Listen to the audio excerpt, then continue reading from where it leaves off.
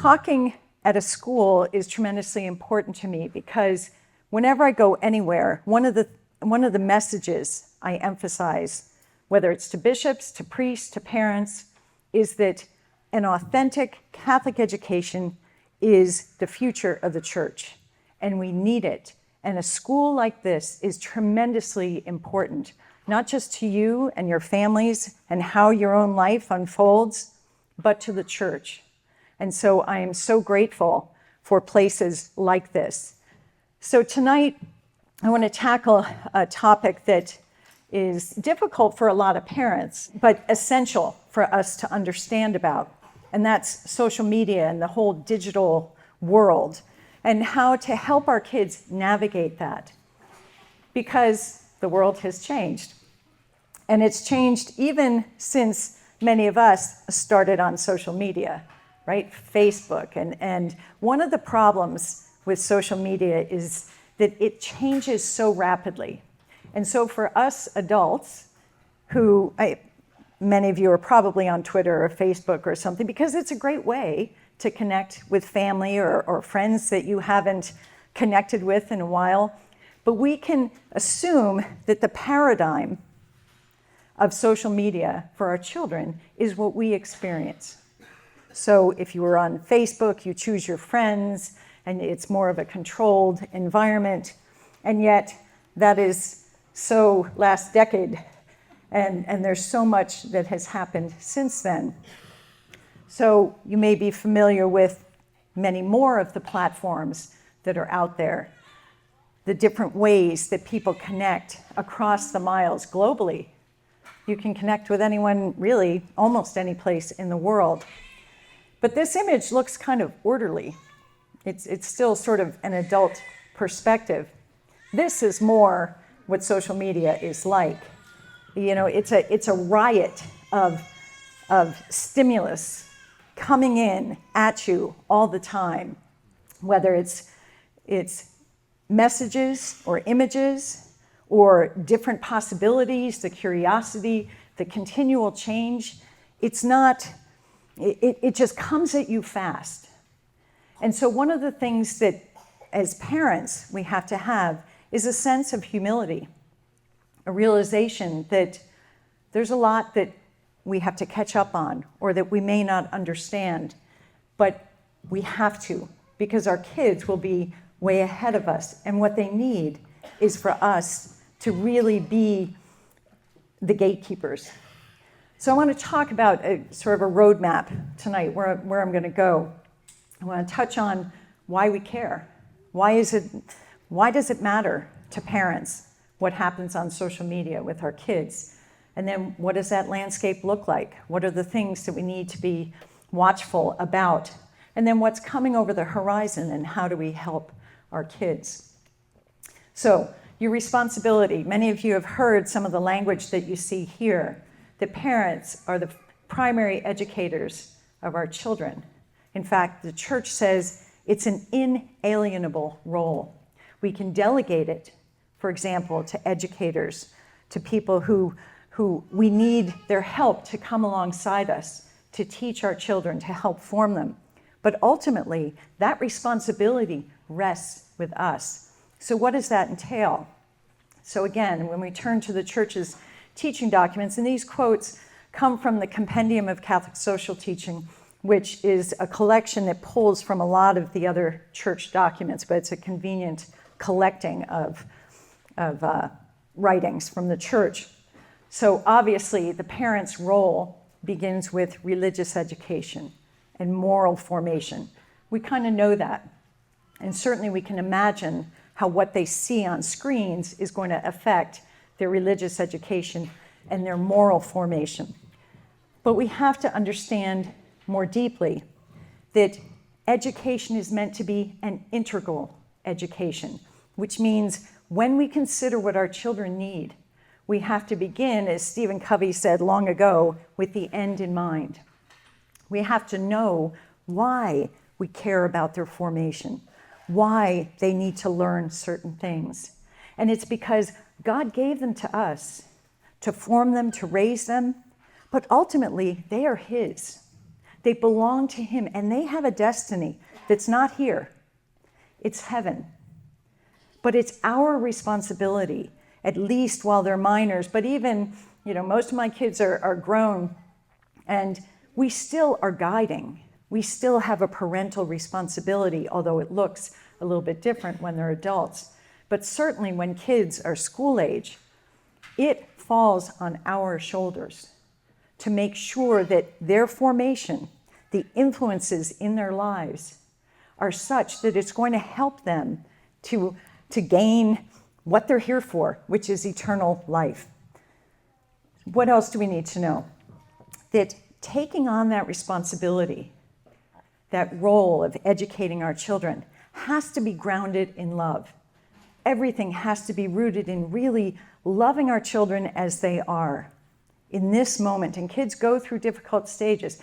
Of course, I'm sure all of the children here are just perfect children, right? No trouble to your parents. But from a parent's perspective, there are times when our children go through developmental stages, or they've had particular traumas or difficulty that can challenge our parenting. It can challenge our own emotions. And yet again, as the parents, we have to own that responsibility. It is our responsibility to be in control of our emotions, to keep centered on the love that Jesus has for them and that we need to have for them as well. But love can be sort of vague. So again, the church goes on and gives us some other things to think about. Kindness, constancy. I think constancy is one of the most difficult things for a parent. In fact, I remember talking with a friend years ago who was the youngest of 10. And she said, by the time her parents got to her, they were tired. And they kind of let her do whatever she wanted. But she said it was not good for her. She wanted their guidance. She needed their guidance. And that's something that, she told me that long ago in my mothering. And I've always kept it in my mind for those times when I just felt tired, or when a kid is telling me something that I heard 6 times before. And I know how this plays out. But to that child, they think this is an original argument as to why they should be able to do what they want to do. And as parents, it's like, surely they realize what a ridiculous argument that is. But they don't. So we have to have that patience, but that constancy. We have to have that attitude of service that recognizes that the sacrifices we're called to make are not things that may even be appreciated. They're not things we necessarily are going to be thanked for.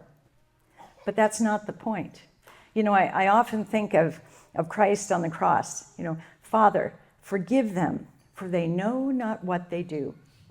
And I think that's something for parents that oftentimes, whether it's a spouse or children or other people we love, people fail us because we're human. But we have to have that forgiveness in our hearts, even if they know not what they do. In other words, they haven't said they're sorry. They haven't, come and said, oh my gosh, I'm so sorry for what I caused or anything. They may not recognize the difficulty or pain or sacrifice that they've caused you. And yet we have to have that spirit of sacrifice and forgiveness. And then the church specifically says we have to choose formative tools. So one of the questions at the outset is our digital world, is it a formative tool for the good? And what the church says about that is we need to look at technology and realize it's neither good nor bad in and of itself. So it can be a formative tool for the good. But we have to recognize it can also be a tool that can deform our children's hearts and minds. And so we have to be on top of that. So what do we need to know? Well, let's recognize the positives first about social media. We get to be connected. It's a great way to communicate. It can be instantaneous. I know I use Twitter a lot for work, and I've been able to be in touch with people just literally all over the place that I never otherwise would have, or it would have been really difficult to sort of get into a conversation with them. So it's a great tool for communicating. It's convenient. Just go on your phone. Many times we think it's critical, it's essential. In fact, one of the changes I've noticed just sort of in the political world is no one uses press releases in the old-time sense of having your press secretary put out something. Everything goes on Twitter. Twitter is the new medium to just get that information out quickly. So in some respects, it's critical. It's essential to people's work. And it's kind of cool. It just, you know, it's always changing. There's always something new. It's interesting. But what else do we need to know about the digital landscape? It can be a sewer. It can be a sewer. I want to tell you a story about a family I know that lived on a farm kind of in the outskirts of Virginia. And the youngest son has Down syndrome. And he would work on the farm with his father. His father had another job, but they also had this land that they worked. And one day, the son was a young adult. One day, the dad heard a scream, and his son had fallen into the sewage. You know, the cover had come off, and he literally fell into the sewage. And if you know anything about that, you can asphyxiate, you can suffocate just because the toxic gases that are coming up from the sewage. He was afraid his son was going to drown, and he did what we all hope we would do as parents. He jumped in and saved his son's life. He died. He died. He offered his life for his son. And it's, just really a powerful image. But here's what I want you to realize.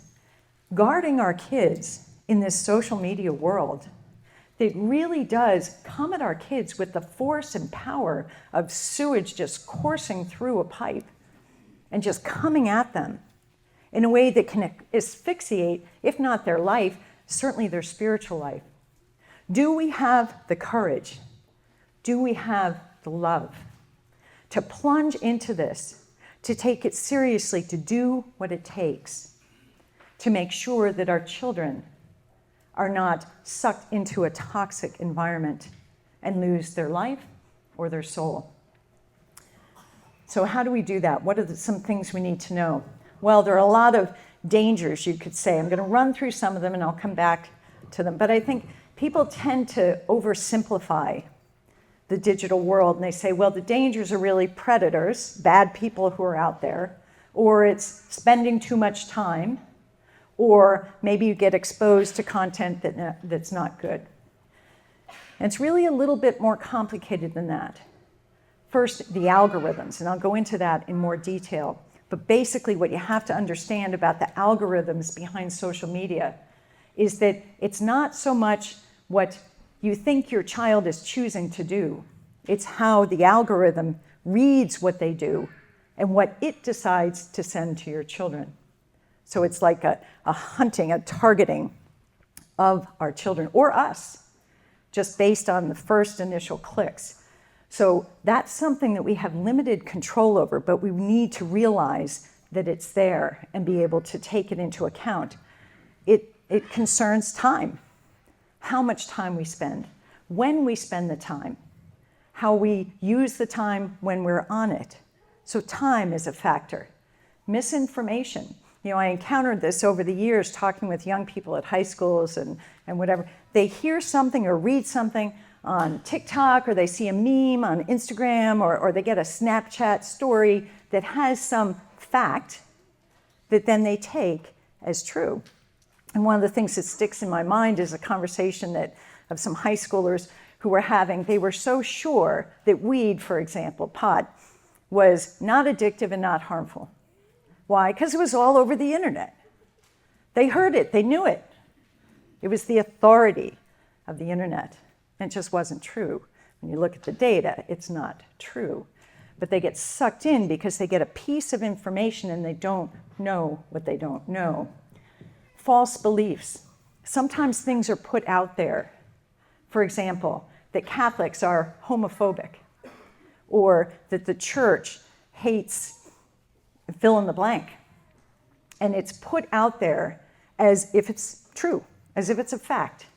And it becomes part of the discourse. And it's false information. But one of the problems on social media in particular is there is oftentimes no counter voice. There's no challenge to that. If we're sitting in a room or around your dinner table and someone lobs out a piece of misinformation, something that they're insisting is true but it's not, you're right there. You can push back. You can ask questions. Well, how do you know? What makes you think that? But this comes so fast, it becomes part of our children's worldview before we even realize it. Because the internet is so powerful, because it's so image-driven, the power of images is immense, both in terms of giving our kids an unreal sense of the world out there, but also an unreal sense of their peers' lives.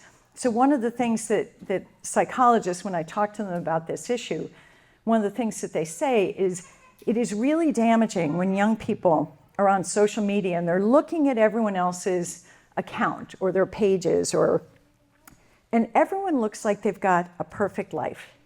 They pose for these selfies and they can use filters to make them look more perfect.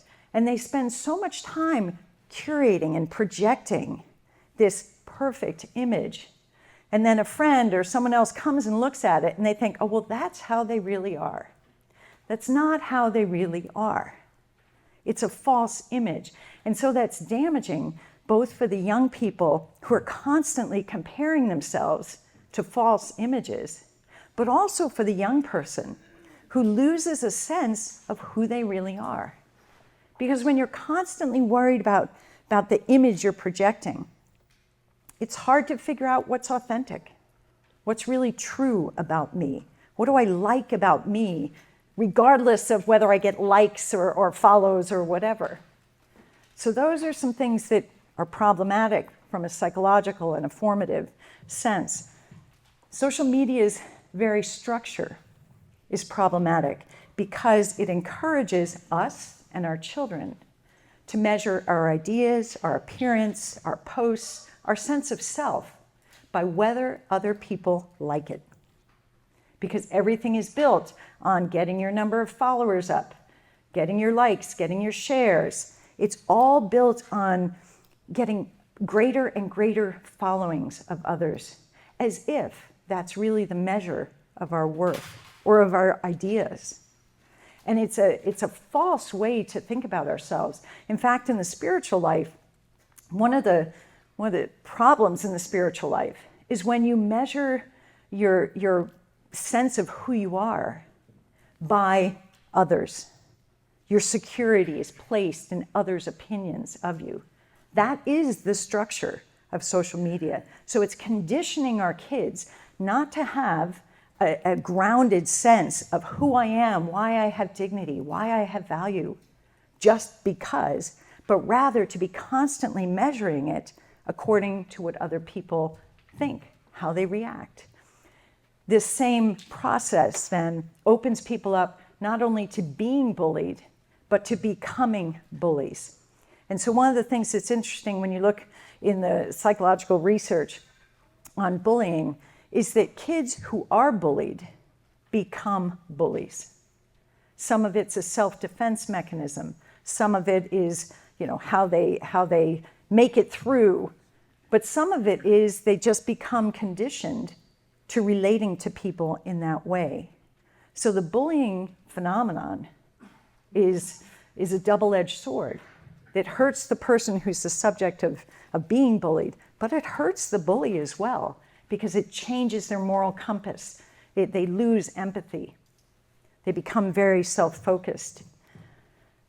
Social media also exposes all of us, but in particular young people, to unhealthy peers. Our kids have great hearts. And one of the beautiful things that I see in young people is just their hearts go out to others. They want to relate. And when they see someone their own age who's going through something, they feel it. And they feel for them. They feel sadness, or they feel outraged, or they feel happy. And that sense of empathy is really good. But again, the unreality of social media pulls kids in and sort of plays on their emotions so that they get really tied into others' narratives, which may be true or may not be true. But it kind of pulls them in and leads them often to places we don't want them to go, both in terms of how they think about something, but also the friends that they make. It also opens them to exploitation, because almost everything out there, almost every platform now has a mechanism so that you can buy things, sell things. In other words, there's a money trail. But money trails are, again, a double-edged sword, not just because someone can fool you and cheat you out of money, but because if you don't have a lot of money, you can be tempted to make some money. And people on the internet are going to propose that they will give you money for doing all sorts of things. And it's open, it's easy, it's out there. And that's something that I think parents often underestimate, how easily that happens. But I know when I have friends who are in the FBI, and when they talk about trafficking, and for example, I'm from Northern Virginia, and there are kids in our Northern Virginia schools, including our Catholic schools, who get trafficked. They're not out of their homes, but they get exploited sexually because there's an open door, someone finds it, someone offers them money, and they're drawn in, whether it's sexting or pictures or whatever, and then it gets worse from there. But again, the internet, the social media is an open door there. And then, of course, predators, which is a real problem, but I'm not going to dwell on that because I think that's the one most people are more familiar with. I'll jump to the last, copycat behavior, all of these challenges that are on TikTok or whatever, these crazy things that are oftentimes really dangerous.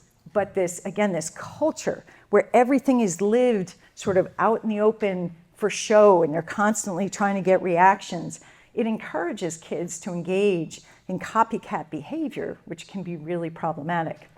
So the pornography piece I'm going to get to a little bit later, but let me just say at this juncture, it's not the pornography of 20 years ago, even 10 years ago, or I would say even 5 years ago. It has gotten just so much more degrading, violent, and just perverted. And it's searching out our kids if they're on certain platforms. It's not like when I was raising most of my kids, you still had to get curious about something and click on something. It will come find you. It will come find you. So those are the dangers sort of in a summary fashion. But let me go in depth into a couple of them. So this whole idea of algorithms and the problem that causes, not just for young people, but for us.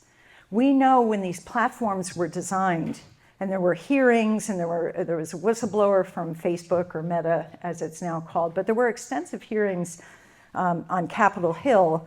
The Wall Street Journal also did a kind of an expose or a deep dive into this, so you can find a lot of material out there on it. But let me summarize what's happening.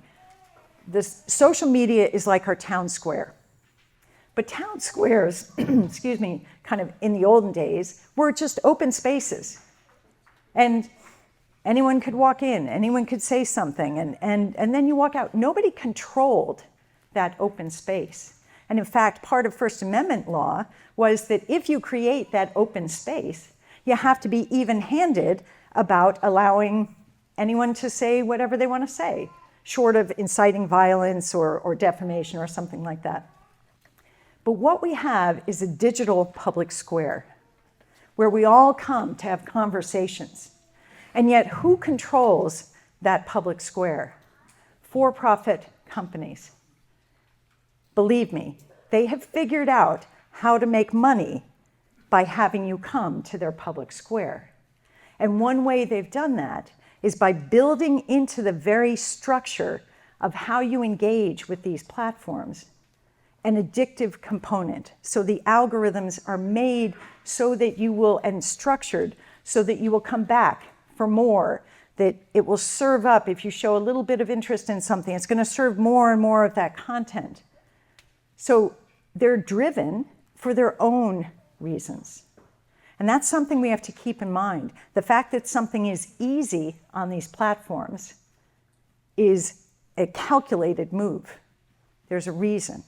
So it's addictive for adults, but it's particularly addictive for kids.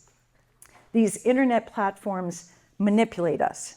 And one of the things that came out, I think it was a couple of years ago, was an experiment that Facebook did where they started serving up to some people, serving up certain kinds of content.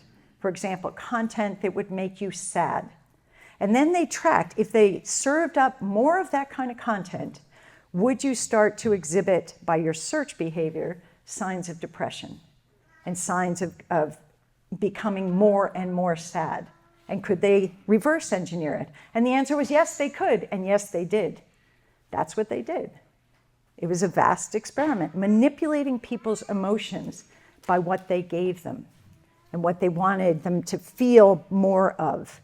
So it's manipulative, it's harmful. And they're pushing harmful content to kids. That's why I use that image of the sewer pipe. It just comes at you. It's not like turning on a faucet and turning it off. It comes at you. If you are connected on these platforms, it's going to come find you. And the result, particularly with young people, and young girls in particular, is increased depression, body issues, confusion about identity and sexuality, the damage that comes from being bullied. Someone says something crushing, and it's not just something they say to you, it's something that's seen by the next 10,000 people who see that post. So our faults and our failings are no longer private. Everything's out there, and that can be crushing. That's an emotional burden kids shouldn't have to bear. So the structure of this, it's built into these platforms. So what else do we need to know? It is now documented by research over the past year or two that the longer someone is on social media, the more depressed they will be, in particular females, young teenage girls. So, and we can track it, it's almost like a factor of 5, that the longer you spend on social media, you're going to be more depressed. And what happens is kids get more and more depressed and they feel more lonely and they lose their drive to go out, to do things, to try new things, and they spend more time on social media. And so it becomes like a whirlpool that just sucks vulnerable kids down into it. And it becomes literally like a black hole. And that's the data, okay? That's irrefutable. So be aware. Be aware. That's why time is so important, even putting aside content. And we already know there are so many other factors in our kids' lives that have resulted in an increase in mental health issues.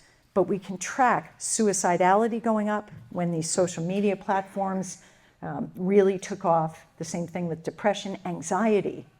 Our kids get plagued with anxiety. Why? Because again, this constant measuring, we're constantly on stage. There's no privacy to make your mistakes. You can't make your mistakes in private and just move on. Everyone knows about things. So these are tough things on our kids. This is just a graph from a study in the UK that again showed the depression rates, and again, worse for girls than for boys. The more time you spend, the more depressed you're going to be. So to you young people who are in the room, when your parents say you need to get off the phone, off the screens, it's because they love you, because they don't want you to be depressed. They don't want you to be the victim who's pulled down into that whirlpool. What else is problematic out there on social media? One of the most harmful things is the fact that it's so interactive, that kids can try on almost anything, a different persona, a different name, a different way of being, different beliefs. And that experimentation is problematic because, again, it has an audience. And there's an audience that's almost always pushing kids more and more to the extreme. So this is just an image of a filter that Snapchat had. But because I work a lot on the transgender issues, one of the things that we've seen is that increasingly you find kids who are vulnerable, they're lonely, they're hurting for some reason, they start spending a lot of time on social media, and they start experimenting. And they're told that if you're curious about this, maybe you're trans. There are quizzes everywhere on the internet. Take a quiz. Are you transgender? They always say yes. They always say yes. And I'll tell you a funny story about that. A dad I knew whose son had said that he was trans. And he came to his dad and said, look, I'm trans. I finally figured it out. That's why, I've struggled with X, Y, and Z. And the dad, he said, I love you. Look, I'm here for you. We're going to get through this. But I need to know what made you think that? What led you to this conclusion? And so the son started sharing they had a good relationship. The son was sharing some of the websites he'd been on and things. And then the son said, and I took this quiz on the internet. Am I transgender? And the dad said, okay, give me the link. The dad went on and the dad took the quiz. And he came back to his son and he said, that quiz, it said, I'm even more trans than you are. And so the son kind of looks at his dad like, wait a minute, I know dad is not trans. So maybe there's a problem here. And it took a number of months, but this kid finally, worked through the underlying issues and left aside the trans mirage, which is a false belief that holds out a promise to kids that all of their problems will go away if they just identify as trans.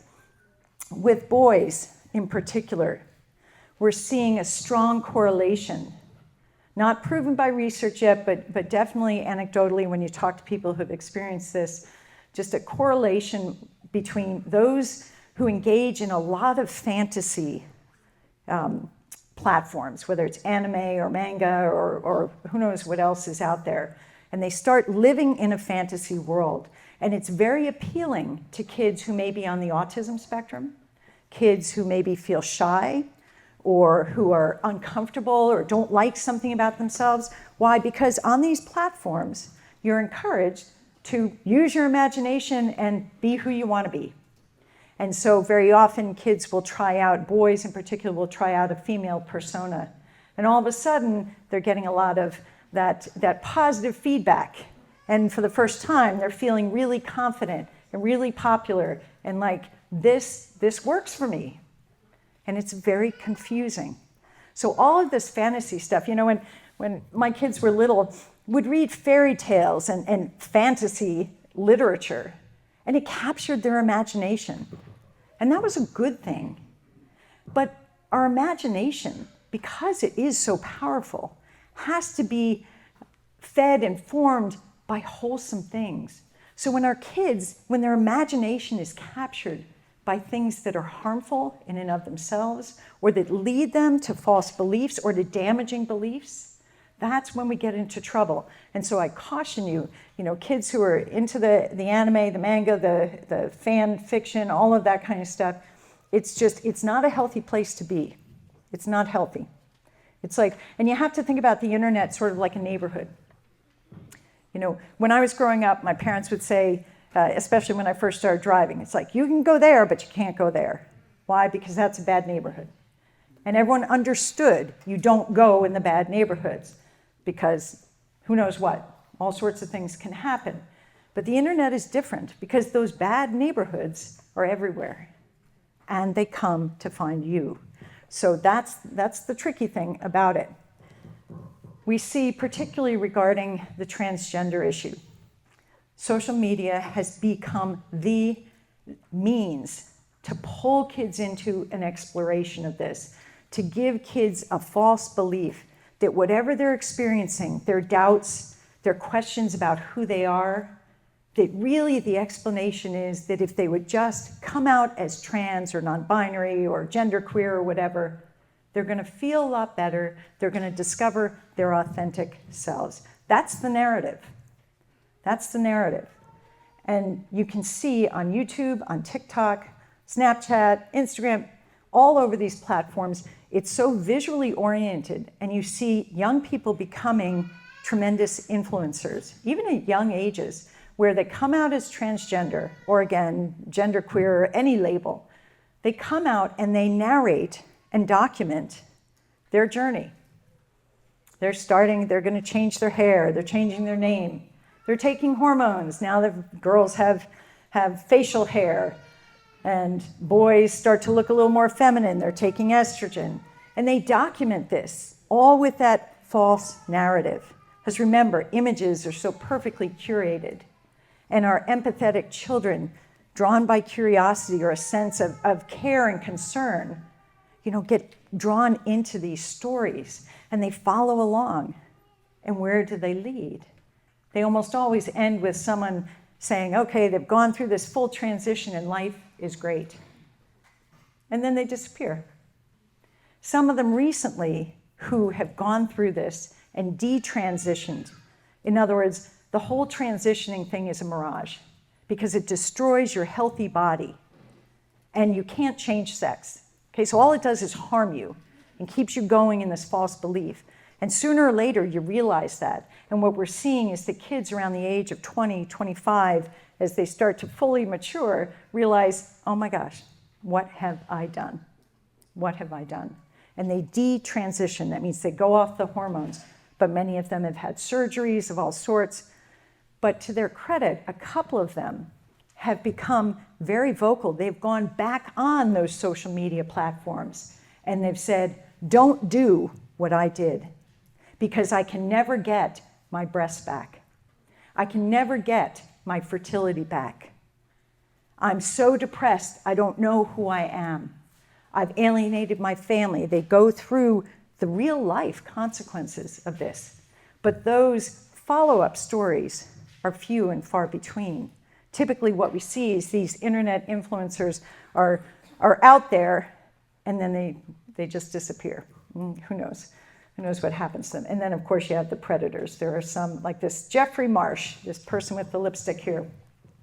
One of the things that we see on many of these social media platforms is that there are some really bad people whose purpose in being there is to alienate kids from their parents. So they're constantly tapping into, with really seductive language, those feelings that kids may have of being really angry at their parents, feeling misunderstood.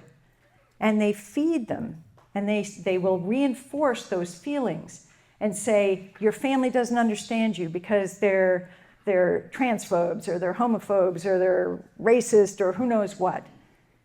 But you have a family here in this digital world. You can always come talk to us.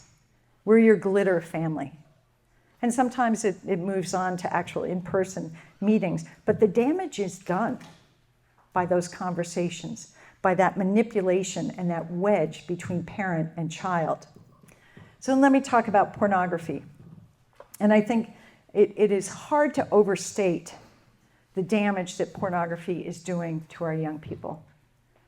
And one of the things, the reason why I put this up here was because it was a publication that was admitting pornography is causing a lot of problems.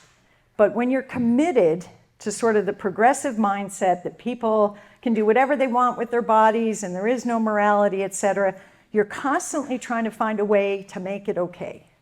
So the proposal here is, yeah, we can see it's really bad and it's really hurting young people, but if you have pornography that is ethical, in other words, it's created by people who got consent from each other, and there's no exploitation, they're paying good wages, and et cetera, then maybe it's okay. It's not. It is so damaging. So what should we know? Well, it's addictive. It is so addictive. I work with the Courage and Encourage ministry, which is just a beautiful ministry of the church to people who experience same-sex attraction, but also more recently people and their families, their loved ones, people who experience identity confusion. But one of the things I've learned over the years in talking with many of these men and women who've been drawn into these lifestyles is how addictive pornography is. And we have research to prove it, but hearing the personal testimonies and the unhappiness that this produces in people's lives is something that's hard to convey, but it destroys marriages, it destroys relationships, it destroys personal happiness. So what does research tell us about the harms of pornography?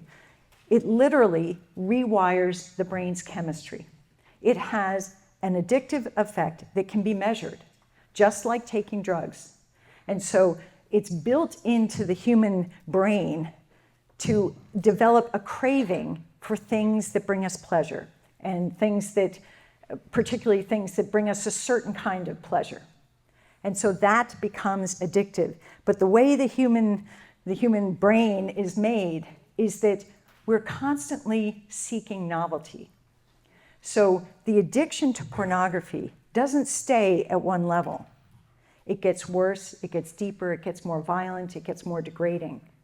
It leads people into really, really dark places. So we know that, we can see that. The research is out there, and frankly, it's been out there for almost 20 years on the addictive nature of pornography. But still, as a culture, we sort of look the other way. Although there's been an amazing campaign, a young woman who worked in the Trump administration for a while and really took to heart the problem of sexual trafficking. And so she went after a number of these platforms that hosted images of underage people, mostly females, and got many of them shut down because she pressured the credit card companies. Because what often would happen was you'd have a minor, a teen girl or a teen boy who gets in a relationship with someone. It could be a conversation online, or it could be a real life relationship, and they do something really stupid. They're asked to take a picture of themselves that's intimate, that exposes their bodies, and they send it to someone. And then this someone turns out not to be the friend that they thought they were. And they put these images up on these pornography sites. And then what happens is that the young people who discover that not only, for example, if it's a girl, and I know of cases like this, all of a sudden all the boys in the high school are looking at her naked body on these porn sites. Or she finds out later, as other people have discovered her pictures. That drives people to suicide. That drives people to despair because they have no control over it. And so one thing that we have to encourage our young men to have is a respect for women. You don't want to look at pornography not just because it's a sin, although it is that, not just because it objectifies the person, but because this person is a real live person who is someone's sister, someone's daughter, someone who should never be exploited. And so even when you look at that, you are contributing to that exploitation. And boys, because the male sexuality is much more visual, they get sucked into it more easily. But it is a problem for young girls as well. So just realizing that. Another problem with pornography is that it gives the viewer a false script about what sexual relationships should look like. And what they see in pornography is almost universally degrading to women. In fact, I know a woman psychiatrist who works with sex offenders and works to help people recover from pornography addiction. And she said the degree of violence and degradation that's in today's pornography is just over the top. It's the worst it's ever been. And so what happens when young people who should be approaching an understanding of sexuality as a beautiful expression of love between a man and a woman who have committed themselves for life, instead they see something violent. They see something where the woman is most often abused and degraded in all sorts of ways I can't describe given the company. But that's what they see. And the more they see it, the more it changes how they view themselves and how they view the opposite sex. And a lot of pornography today, too, is highlighting the really far out stuff and the LGBT sex and what we would have called perversion. But it is now mainstream.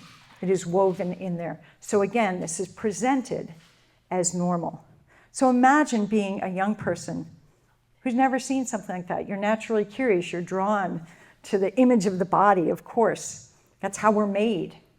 And yet, the first experiences of seeing that are images of violence, of degradation, of misogyny. And I tell you, if you are a female, you young girls, pornography exploits women. It is damaging to women. It hurts us in so many ways. It hurts our relationships later on. As you look for young men to be worthy of you, you don't want someone who's addicted to pornography. And if they are, you need to encourage them, to go and find healing, because you don't want that brought into your relationship. So we've seen the effect that it has. Women who begin to look at pornography, oftentimes to please the person they're dating or even married to, it makes them more willing to submit to degradation. It makes men, particularly teenage boys, when you see them consuming pornography in ever-increasing amounts, it makes them more likely to commit sexual aggressive acts as young men, whether it's sexual assault or refusing to take no for an answer. It leads to behavior changes. It also, interestingly enough, leads to impotence in real-life relationships. Why? Because when you wire the brain to respond to images on the screen, which are idealized and again, get more and more intense, it's hard to have a real relationship with a real person. So that's something marriage counselors have been reporting for a number of years. So the good news is that there are now a number of ministries that help people who have found themselves, both men and women, who have found themselves caught up in pornography. And as Catholics, we need to love one another enough to realize that if that's part of our relationships, if there's someone you love who's caught up in that, we need to love them enough to say, look, how can I help? You don't have to stay a slave to this, because it's going to destroy everything you really want, those loving relationships with other people. So, pornography. Again, just a review of all these many aspects of social media, the algorithms, the use of time, the information, the images. Images stick. It's hard to unsee something you've seen. And in fact, even just hearing things, don't think of a pink elephant. You're probably all thinking of a pink elephant, right? Because that image, you start to think about it. And so what we see has a lasting impact. The false beliefs, the unreality, the depression, the unhealthiness, it's a bad neighborhood. It's a bad neighborhood. So what do you do about this? Well, there's a resource I'm going to recommend that goes through extensively different types of parental controls for phones, for screens, for streaming services, etc. I'm not going to go into those details because that resource unpacks it in a way that will be much more useful to you. But the thing that I want you to take home is that we as parents are the true parental controls. It comes back to us. We can't assume everything's going to be okay. We can't say, I don't see any signs of a problem, so I'm not going to worry about it. We have to take this on. We have to put these controls on and know what our kids are doing. And that means being willing to set boundaries. And one of the things you hear out there in the culture is, well, kids have their own privacy. You shouldn't check their phones. You shouldn't check their screens because that's theirs. Don't be intrusive on their privacy. Not true. Not true. If they invited someone over to their house, to come up to your house, to come up to their bedroom and spend hours with them, you would want to know who that person is. Well, that's the same thing that's happening through the phone. And so, as parents, typically, we buy the phone, we pay for the service, we own that phone. We control that access. It is a privilege to have a phone. And I would strongly suggest that until your kids are 17, 18, or have demonstrated a significant amount of self-control and virtue, They shouldn't have a smartphone. There are now companies that are responding to that need, and they're creating dumb phones. They're creating phones that will have a GPS, so if you have a new driver, they can find where they're going, because that's one of the most useful features, that will have a phone, so you can call them, and will enable text to and from a certain limited number of numbers. That's all our kids need. They don't need the rest of it. Why do we want to turn them loose into a neighborhood that's full of things that are harmful? At some point, you will probably decide, okay, I'm going to let them have a phone, or they're on the computer anyway. But you have to shape their expectations. What do you expect of them? You expect them to learn how to moderate their time, how to be polite and attentive to other people. If someone is talking to you, don't be looking at that phone. Don't be looking at that screen. Put it down. We used to have a rule: you come to the kitchen, you come to the dinner table, phone's not allowed. I don't care who is going to call you. And in fact, if it's really an emergency, they will do a phone call. They're not going to text you or send you a message. Just draw some lines. Another rule that we made, and I know a lot of parents do the same, is no phones in the bedroom, no screens in the bedroom. That the screens stay in public view. And that at night, those phones plug in to a central place that the parents have control of. That they don't travel with the kids. And there are two reasons for that. Not just because kids are going to get curious and start looking at things they shouldn't look at, but because their peers who do have phones will be texting them at 1 o'clock, 2 o'clock, 3 o'clock in the morning because they're up and they got an idea or they want to share a meme. Your kids don't need that. They need to sleep when it's time to sleep. There need to be consequences. One of the things that we did with our kids was when they did have phones, I would tell them we had controls on and everything, but they knew we were going to do spot checks. And so I would just say, all right, let's sit down and let's look at your phone. But first, before we go through this, is there anything I should know? Is there anything on here that you want to talk to me about? Why? Because kids make mistakes. And we want to give them an opportunity to own those mistakes and to be honest with us.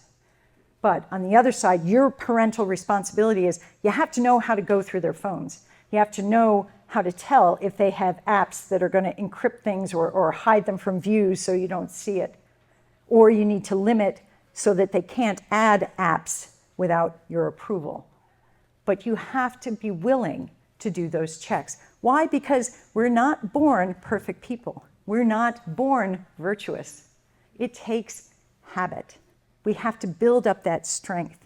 And that means over and over, they have to practice that. And part of practice is you have to be accountable. So we have to check on them. And that's not an intrusion on their privacy. It's being a good parent. It's caring enough about the influences on them, what they're going to see, what they're going to hear, who's talking to them, and what they're sharing. Sometimes things don't have to be some awful thing, but it could be a young person, a friend, who's going through something really troubling. And it's too much for your child to handle. And I'll give you an example.